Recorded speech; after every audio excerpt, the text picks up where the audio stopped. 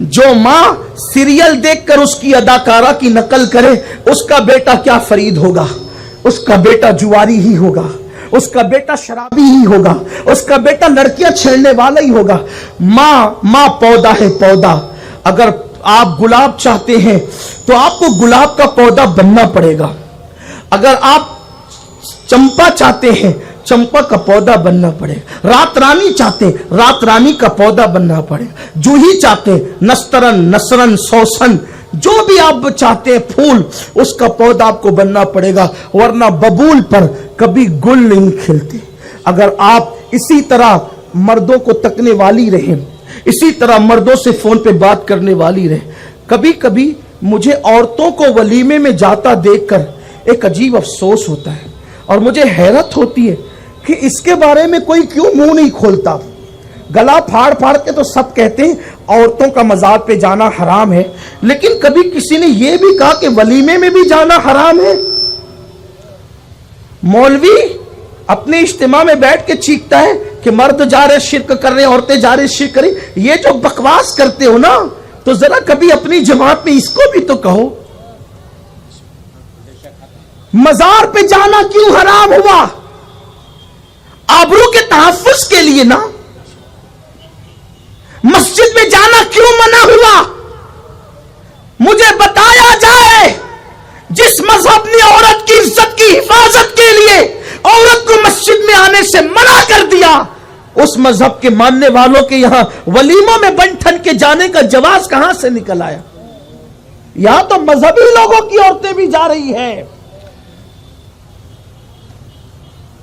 اب بات اگر کہی جائے گی تو برا سب کو لگتا ہے، مسئلہ ایک آپ ہی کو سمجھتا، اوروں کو نہیں سمجھتا۔ بہت کچھ سوچ کر بنا ہوں میں دریا کا حریف، ورنہ میں بھی جانتا تھا عافیت ساحل میں ہے،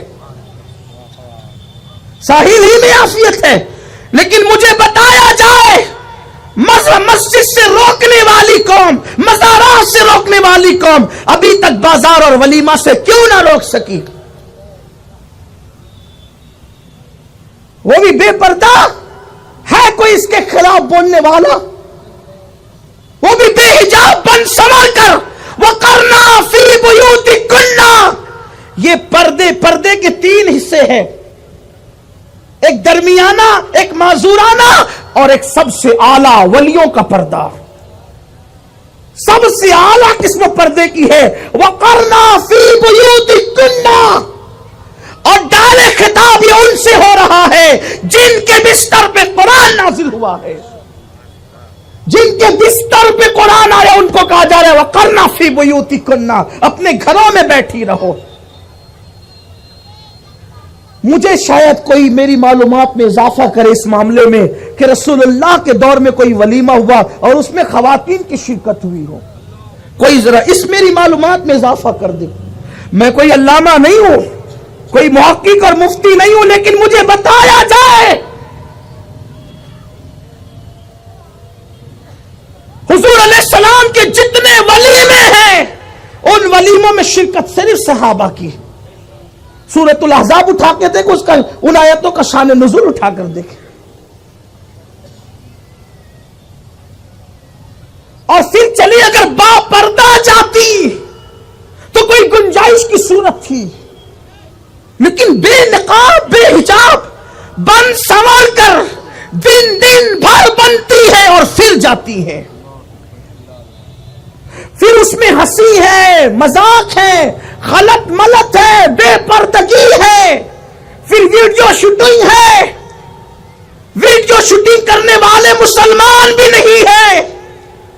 مولانا سے پیر جی سے اپنی بیویوں کو، عورتوں کو، بہنوں کو، بیٹیوں کو چھپایا اور شوٹنگ کے نام پر اپنے گھر کی عورتوں کو ان کے سامنے بے نقاب کر دیا۔ اس قوم پہ لعنت نہیں برسے گی تو کیا ہوگا؟ لوگ کہتے ہیں ہندوستان میں مر رہے، پٹ رہے، یہ ہو رہے، ارے کیوں نہیں ہوگا؟ قدرت جب لعنت کر رہی ہے تو رحمت تم پر کون بھیجے گا؟ قدرت جس قوم پہ لعنت کرے، رحمت کون بھیجے گا؟ آپ جانتے ہیں یہ جو ناجائز اور حرام تعلقات کی لعنت شادی شدہ اور غیر شادی شدہ لوگوں کے درمیان قائم ہوتی ہے، اس کا سب سے بڑا اڈا اس وقت شادیوں کی محفل بن چکی ہے، نکاح کی محفلیں بن چکی ہے۔ ایک گھر سنورتا ہے، ایک گھر سجتا ہے، ایک گھر بستا ہے، اور سینکڑوں گھر اجڑنے کی بنیادیں اسی ایک بسنے والے گھر کے درمیان پیدا ہو جاتی ہے۔ اس کا ماتم کون کرے گا؟ اس حق پر اعلان کو ممکن ہے عورتیں برا مانتی ہوگی کہ اب ہمیں ولیمے میں جانے سے بھی روک دیا، ممکن ہے آدھی ادھوری تقریر کاٹ کے کوئی اس کا بھی مذاق بنائے، لیکن میں کہتا ہوں پردے کی پابندی کے ساتھ تو میں کوئی کلام نہیں کرتا، لیکن بے پردہ،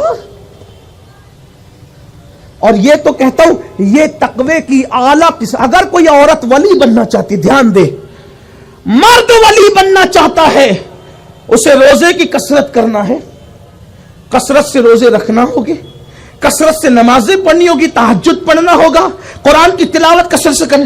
عورت کو اگر ولیہ بننا ہے، اسے کوئی نفلی عبادت نہیں کرنا، صرف فرائض واجبات کی پابندی کے ساتھ اپنے گھر کی چار دیواری میں یہ سوچ کر کے قید ہو جانا ہے وَقَرْنَا فِي بُيُوتِكُنَّ، اللہ اس کو اسی وقت مقام ولایت عطا کر دیتا۔